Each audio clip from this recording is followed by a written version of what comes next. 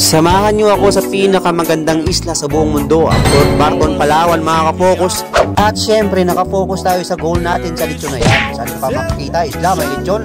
At lumapit agad yung dalawa sa akin mga kapokus. Tingin nila uubusan ko sila. Para pang limang balik ko pa lang yan, lapit-lapit kayo agad. Anong tingin nyo sa akin, madamot? Huwag kayong kabahante, may buto pa naman dyan. Inyo na lang yan, akin na yung laman. Mindset ba, mindset. At ayun mga kapokus, ito ang kagandahan ng port. At bakit nandyan ang itsura mo? Sabi dyan, malaglag ka dyan mamaya, kasalanan ko pa, relax lang tayo muna. Dahil nakakapagod din ang biyahe at salamat pala sa Holiday Suites na nag-accommodate sa amin dito. Dito nga pala ako nag-check-in sa kanila dahil napakasarap ng mga food nila at napakaganda ng place mga ka-focus, nakaka-relax talaga. I-advertise ko muna para makabalik din ako kunyari mga 10 times a day ba. Baka sabihin na si Mr. Focus taka ba ng tao na yan, hindi kami advertise. Mga ka-focus, dito na pala kami maglalans ngayon sa sinasabi nilang isla. Hindi ko na maalala kasi hindi ako nakikinig doon sa tour. At tungkol man si Mr. Focus sa personal. Sabi nila, para daw akong artista, sabi ng mga taga Port Barton. Kamukha ko daw si Kuko.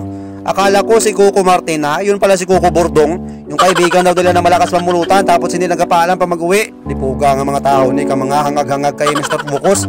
Pagkamalan pa akong bakla dyan. Bakla, liwang babae, bakla. Bigyan ko kayong mamaya tag isa-isa, mabilib kayo sa akin. At yung mga ka-focus, dahil andyan na yung food, relax lang. Huwag tayo magpahalata na kunyari gutom na tayo.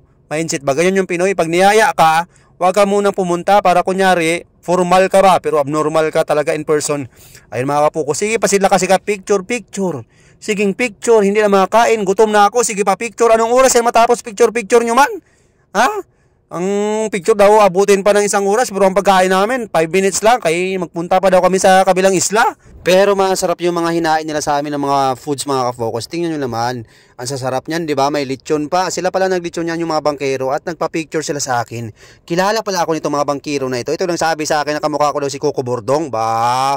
Tapos ngayon, pa-picture kayo sa akin. Tandaan nyo yung mga mukha niyan kasi mabait yung mga bangkero na yan. Dito rin ako nabilib sa mga bangkero sa Port Barton dahil yung respeto, pagmamahal, pagkakaisa, para sa sambayanan, yan, maaasahan nyo sila dyan. Kaya ano pang inaantay nyo? Tawagin nyo lang sila kung gusto nyo mag-island hopping dito sa Port Barton.